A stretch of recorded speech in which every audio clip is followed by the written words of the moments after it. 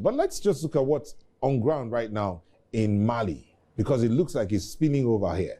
Military-led Sahel nations Mali, Niger, and Burkina Faso condemned the emergency landing of a Nigerian military plane in Burkina Faso on Monday, warning against further airspace violation. In a joint statement, the Alliance of Sahel states said the aircraft was carrying 11 military personnel, had no clearance to fly over Burkina Faso, and called the incident an unfriendly act. Their Air Force were now on high alert and have been ordered to neutralize any unauthorized aircraft. The fate of the 11 on board the Nigerian plane was not disclosed. Well, the Nigerian Air Force reacted, saying the C-130 aircraft landed in Burkina Faso as a safety precaution and that proper procedures were followed. Now, spokesperson Air Commodore Ehimen Ejodame explained that during a mission to Portugal on December 8th, the crew noticed a technical issue after takeoff from Lagos and made an emergency landing in Bobo-Dioulasso, the nearest airfield. He confirmed that all personnel on board are safe and have been treated well by the Burkinabé authorities. Now, all of these things, how do we unbundle them? To help us here, I'm joined by Dr Ody Ajike, a lawyer and security expert. Thank you for joining us, Dr Ody. Thank you so much. And how are you today? Well, wonderful day, always a good day. A good day, with all of the data that we'll be reeling out. Always a good day. All the interventions on the sub-region ECOWAS and then the African Union and all of that, in the face of all the coups that have been happening, the latest being Benin. Yes, it's the political complexion of Africa. We know the political complexion of Africa. The nature of African's political system breeds insecurity. Is a structure that is built on injustice. Is a structure that is built on disregard, for the people. So what do you expect? Any structure built on injustice, the first casualty is security. And that is exactly what is going on in Africa. That is why insecurity is prospering in Africa. Okay, just hold your thoughts for a moment. We'll go back to the ECOWAS soundbite. Let's hear what the president of the ECOWAS Commission had to say when they had to declare the emergency. But we'll be back in a moment. Just stay with us.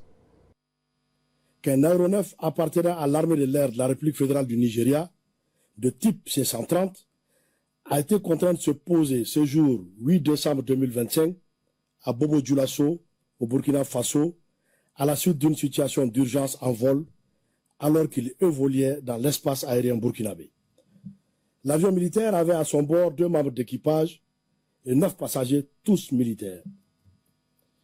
Une enquête a été immédiatement ouverte par les services compétents burkinabés et a permis de mettre en évidence l'absence d'autorisation de survol du territoire burkinabé par cet appareil militaire.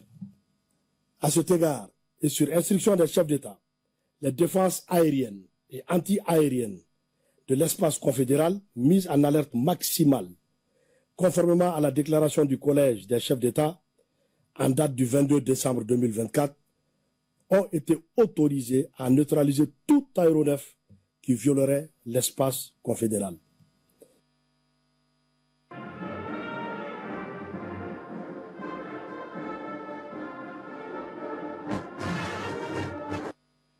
Thank you very much. The ECOWAS anthem.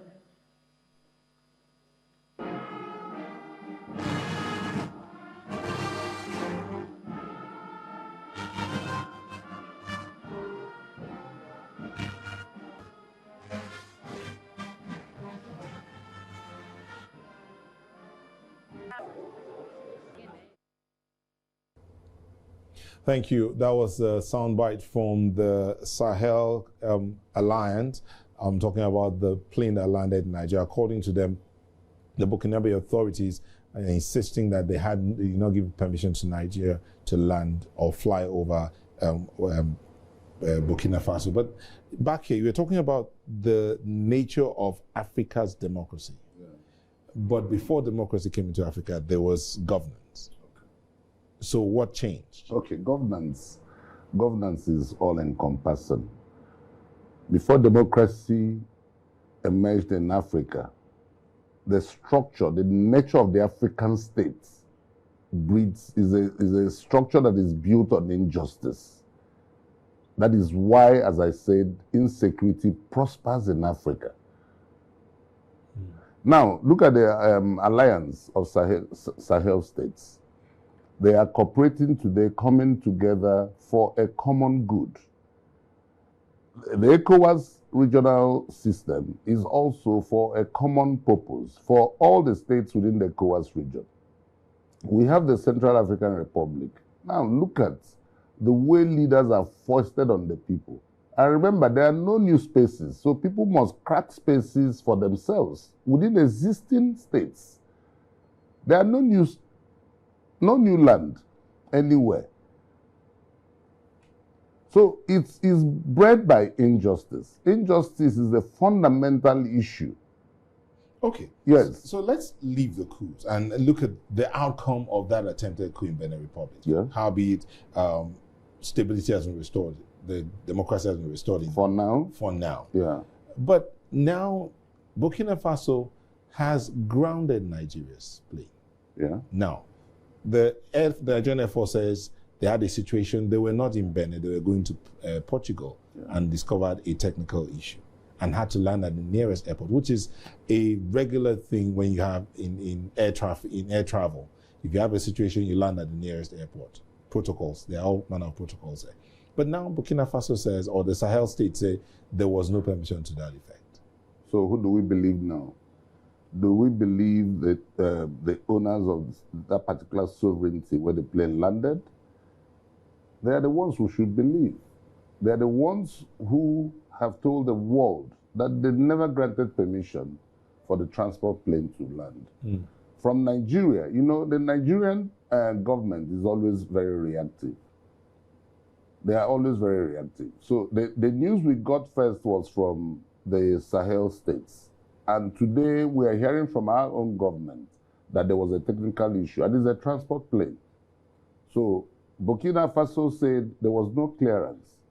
Their sovereignty, their airspace was violated, and there was no clearance.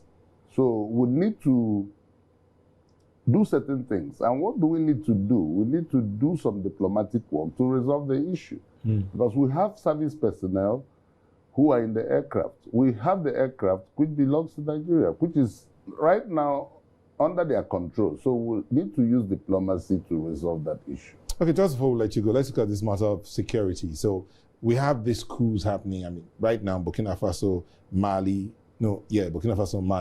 have military governance. Yeah. And the rest of the ECOWAS sub-region has democratic governance. So I think 3 nations on the ECOWAS sub-region. But the issue of security, in these nations that have military governments and some nations that have democratic government, the issue of insecurity appears to be escalating. One would think that when military governance steps in, insecurity will be taken care of once and for all, but it looks as if it's still persisting. So how do we say, at what point do we say a government is good enough to end insecurity? I mean, considering that the jihadists, the terrorists are spreading gradually, appear to be spreading. Okay, let's look at the trajectory. You look at the Sahel, we know why the issues are there in the Sahel. But go all around the world, wherever you have insecurity, wherever you have terrorist insurgency, there are things that are primary that you must find in those locations. From Yemen to Mali to Nigeria, that's the northeast Nigeria. There are things you find. You find a primitive economy. You find non-existent or dilapidated public infrastructure. You will find hunger. You will find poverty. You will find unemployment. And then you find solid minerals. And you find conflict minerals. So they are now conflict minerals? Yes, they are conflict minerals because those are the motivators for conflict. Now, some of these areas are badlands. They are ungoverned spaces. So these terrorists or the insurgents will find comfort in some of those places, and they'll begin to prosper. But I look for a day when these governments will come together to accept that they are actually the cause of the insecurity. Because if development has been democratized all across board, if unemployment is taken care of, because if you want to know how good a country is doing, there are things you look at. You look at the rate of inflation, you look at the rate of development.